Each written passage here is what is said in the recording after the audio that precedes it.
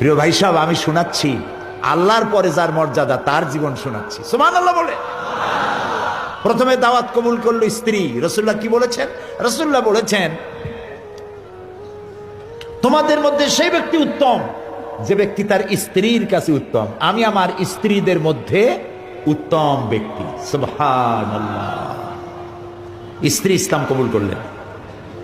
তারপরে বন্ধু আবু বকর, 20 বছরের বন্ধুত্ব, তিনি ইসলাম কবুল করলেন। খাদেম যায়েদ রাদিয়াল্লাহু তাআলা আনহু ইসলাম কবুল করলেন।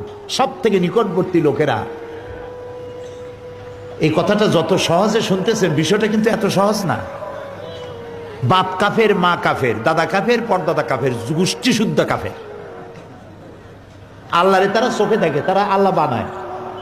লাত্রে বানাইছে, মানাত্রে বানাইছে, ওজ্জারে বানাইছে, সবারে বানাইছে, হুয়ালরে বানাইছে। এই আল্লাহগুলো তারা নিজেরা বানায়। এই সমস্ত